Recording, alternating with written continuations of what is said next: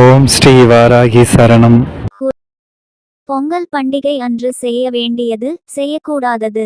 தை திருநாளை வரவேற்க அனைவரும் நாளைய தினத்தை எதிர்பார்த்து காத்து கொண்டிருக்கின்றோம். நாளை தை 1. தை திருநாள், தை பொங்கல். இதை மகர சங்கராந்தி என்றும் சொல்லுவார்கள். இந்த தைப்பொங்கல் அன்று நம்முடைய வீடுகளில் பொங்கல் வைத்து சூரிய பகவானுக்கு நன்றி தெரிவிப்பது வழக்கம். சூரிய பகவானுக்கு மட்டுமல்ல, உழவர்களுக்கும் இந்த நாளில் நாம் நன்றியை தெரிவிக்க வேண்டும்.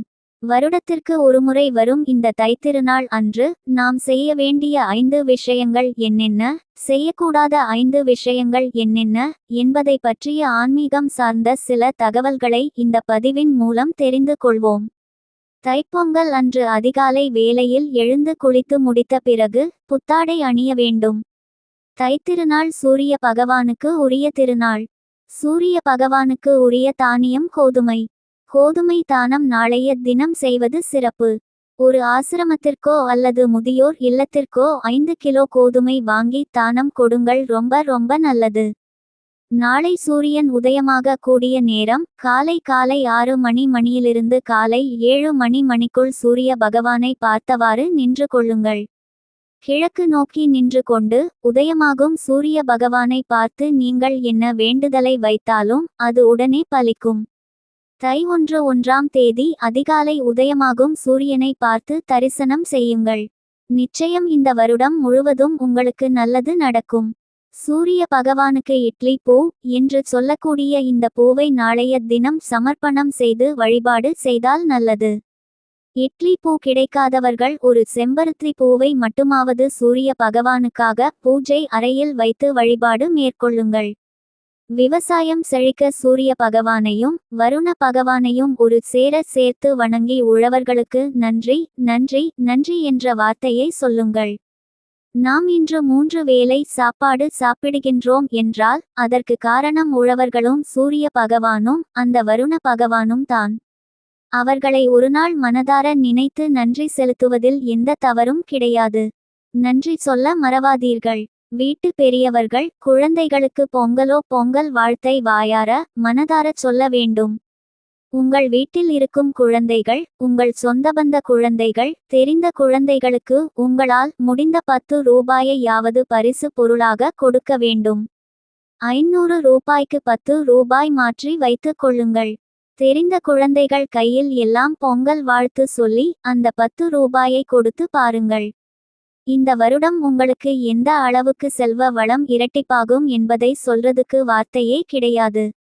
உங்கள் உடன் பிறந்தவர்களுக்கு, சகோதர சகோதரிகளுக்கு உங்களால் முடிந்த சீர்வரிசையை செய்யுங்கள். நீங்கள் பெண்களாக இருந்தால் உங்கள் அண்ணன் தம்பிக்கு திருமணமாகி இருந்தால் உங்கள் அண்ணிக்கு, உங்கள் தம்பி மனைவிக்கு உங்களால் முடிந்த சீரை நீங்கள் செய்ய வேண்டும். பொங்கல் அன்று செய்யக்கூடாதவை: பொங்கல் அன்று ஒற்றை பானையில் பொங்கல் வைக்க கூடாது. 2 பானையில் பொங்கல் வைக்க வேண்டும். ஒன்று பால் பொங்கல், இன்னொன்று சர்க்கரை பொங்கல். சில பேர் வீட்டில் வெண்பொங்கல் சர்க்கரை பொங்கல் செய்வார்கள். உங்கள் வீட்டில் எதுவோ அதை கடைபிடித்து கொள்ளுங்கள். பொங்கல் பானை வாங்கும் போது மஞ்சள் கொத்து, கரும்பு வாங்கும் போது பேரம் பேசக்கூடாது. பொங்கல் அன்று எல்லா காய்கறிகளும் போட்டு ஒரு குழம்பு வைப்பாங்க.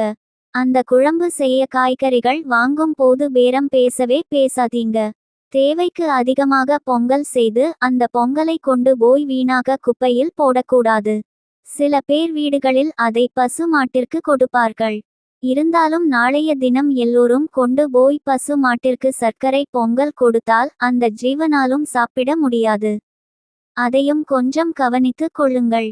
அது மட்டும் அல்லாமல் அடுத்த நாள் மாட்டு பொங்கல் பசுக்களுக்கு தேவைக்கு அதிகமாகவே உணவு இருக்கும். ஜாக்கிரதை, அளவோடு பொங்கல் வைக்கவும்.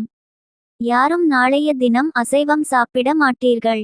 இருந்தாலும் பொங்கல் கும்பிட்ட பிறகு வெளியிடங்களுக்கு நீங்கள் செல்வதாக இருந்தால் அந்த பொங்கல் திருநாள் அன்று அசைவம் சாப்பிடாமல் இருப்பது நல்லது. பொங்கல் அன்று காலை குளித்துவிட்டு கிழிந்த ஆடைகளை, பழைய ஆடைகளை அணியவே கூடாது. சுக்கிரனுக்கு உகந்த புதுத்தாடை அணிவதுதான் பொங்கலின் சிறப்பு. பொங்கல் அன்று உங்கள் வீட்டில் எவ்வளவு தான் சண்டை சச்சரவு இருந்தாலும் அதை எல்லாம் எடுத்து ஒரு ஓரம் வைத்துவிட்டு மலர்ந்த முகத்துடன் சந்தோஷமாக வீட்டில் இருக்கும் பெண்கள் பொங்கல் வைக்க வேண்டும். பொங்கல் பானையை அடுப்பில் வைக்கும் போது வெறும் பானையாக வைக்க கூடாது. அதில் கொஞ்சம் பாலும் தண்ணீரும் ஊற்றிய பிறகுதான் அடுப்பில் வைக்க வேண்டும். தண்ணீரும் பாலும் பொங்கி வழிந்த பிறகு அதில் அரிசி போட்டு பிறகு பொங்கல் வைக்க வேண்டும். பொங்கி வந்த உலையில் அரிசி போடும் போது குலதெய்வத்தை நினைத்து அரிசி போடுங்கள். பொங்கல் அன்று நிலை வாசலில் நல்ல தேவதைகள் குலதெய்வங்கள் எல்லாம் வந்து நம்மை வாழ்த்தும் என்று சொல்லுவார்கள். ஆகவே பொங்கல் தினத்தன்று கோபப்படாதீங்க, கெட்ட வார்த்தை பேசாதீங்க, அடுத்தவர்களை சபிக்கும் வகையில் எந்த வார்த்தையையும் விடக்கூடாது.